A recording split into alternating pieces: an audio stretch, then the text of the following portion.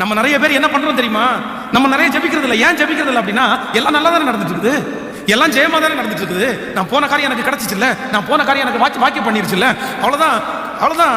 நம்ம ஜெபம் பண்ணாலும் ஜெபம் பண்ணாம இருந்தாலும், பைபிள் வாசிச்சாலும் இல்லைனாலும், பரிசுத்தமா வாழ்ந்தாலும் இல்லைனாலும், நடக்கிறதெல்லாம் நடந்துட்டு இருக்குல்ல. கர்த்தருக்கு ஸ்தோத்திரம், கர்த்தருக்கு ஸ்தோத்திரம். ஆண்டவருடைய பிள்ளைகள் ஒரு நாளும் இதை குறித்து சாட்சி சொல்லுவதற்கு உங்களுக்கு அதிகாரமே இல்லை.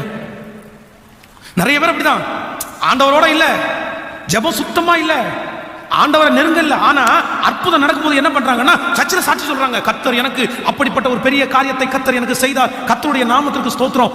ஆண்டவரோடு இல்லாத நீங்கள் ஆண்டவரோடு இல்லாம வர்ற வெற்றியில சந்தோஷப்படாதீங்க. அந்த வெற்றி ரொம்ப நாள் நம்முடைய வாழ்க்கையில இருக்கவே முடியாது.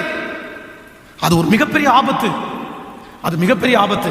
இன்றைக்கு திருச்சபையில் இந்த சத்தத்தை கேட்கிற அத்தனை பேரும் என்ன ஜெபிக்கணும் அப்படின்னா, ஆண்டவரே நான் உங்களோட இல்லாத போது எனக்கு வெற்றி வர வேணாம் ஆண்டவரே, எனக்கு வெற்றி வர வேணாம் ஆண்டவரே, நான் உங்களோட இல்ல எனக்கு வெற்றி வேணாம் ஆண்டவரே அப்படின்னு ஜெபிக்கிறவர்களுக்கு தான் கர்த்தர் மிகுந்த இரக்கம் பாராட்டுகிறவராக இருக்கிறார். ஆமென்.